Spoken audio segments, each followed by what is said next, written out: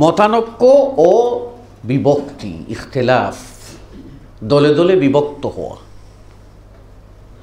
এই দলে দলে বিভক্ত হওয়া এটা যেমন আমাদেরকে আকীদাগত দিক থেকে বিভক্ত করেছে, তেমনি ফিকহি মাসআলা ও মাসাইলগত দিক থেকেও বিভক্ত করেছে। অনুরূপ বিভক্ত করেছে তাহজিব ও তামাদ্দুনিক ইখতিলাফ। কথা বুঝতে পারছেন কিনা? এই বিভক্তিটা আমাদেরকে তিন দিক থেকে আক্রমণ করেছে। আকীদাগত বিভক্তি আমাদের ভিতরে আনেছে, আর আমলের মধ্যেও আমাদের মধ্যে বিভক্তি আনছে, সাথে সাথে কালচারাল গত দিক থেকে, সাংস্কৃতিক দিক থেকেও আমাদের মধ্যে বিভক্তি এনেছে। এক কথায়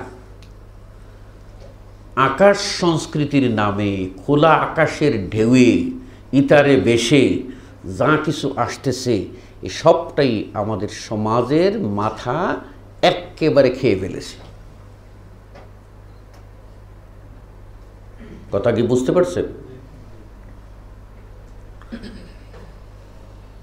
আপনি ভাবতে পারবেন না যে গেম খেলার নামে বিভিন্ন অ্যাপস, যে অ্যাপসে খেলা দিচ্ছে আর খেলার ছলে মানুষকে আত্মহত্যার দিকে বাধ্য করছে। এমন কিছু খেলা দিচ্ছে যে কিছু ইলেকট্রনিক ডিভাইস তারা দেখাচ্ছে কিভাবে করলে চমক সৃষ্টি হয়, কীভাবে করলে আওয়াজ হয়, এগুলি দেখাচ্ছে। দেখানোর পরে এই অবুঝ বাচ্চা 8, 9, 10 বছরের বাচ্চা এরা এইটা নিয়ে নির্জনে একাকী প্রয়োজনে মানে ঘরে এসি থাকলে এসি ছেড়ে দিয়ে, এসি না থাকলে ফ্যান জুড়ে ছেড়ে দিয়ে, পাতলা একটা কম্বল গায়ে দিয়া, এটা মাথার পেস দিয়া ওর ভিতরে মোবাইল নিয়ে টিপে টিপে টিপে টিপে ওই সমস্ত বিষয়গুলি বাহির করতেছে। বাহির করে বর্তমানে এই অবুঝ বাচ্চারা নিজেরা ইলেকট্রিক তার বিভিন্ন জায়গা থেকে কেটে কুটে এনে ওই সমস্ত ডিভাইস তৈরি করতে গিয়ে নিজেরাও আহত হচ্ছে এবং পরিবারকে আতঙ্কের মধ্যে ফেলছে। খবর রাখেননি। সুতরাং আমাদের সমাজ আকীদাগত মতানৈক্য, মুসলিমদের ভিতরে আকীদাগত দিক থেকে এক নাই, এখন এক নাই। আর দলগত দিক থেকে ওপারে শুনতাম যত কল্লা তত আল্লাহ। কথা বুঝেন নাই? যত কল্লা তত আল্লাহ। আর এইখানে হচ্ছে বর্তমানে দেখতেছি যত যত মসজিদ তত দল, তত সমাজ, তত বিভক্তি।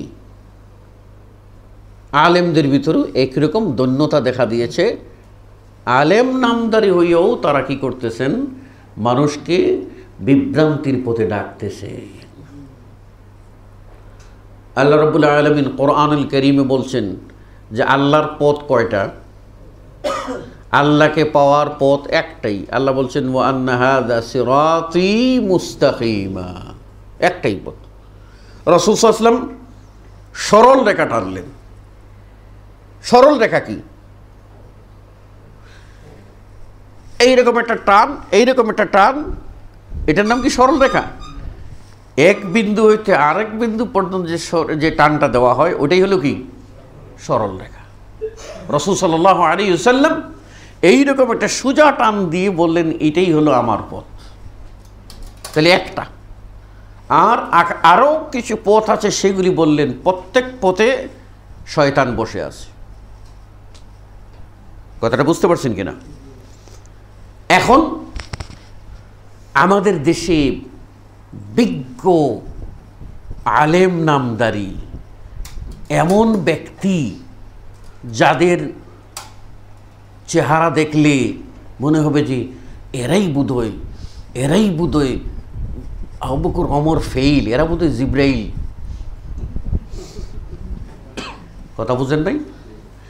এদের কিতাবেই আছে আল্লাহকে পাওয়ার শর্টকাট তরিকা, আল্লাহকে পাওয়ার তরিকা হলো 126টা।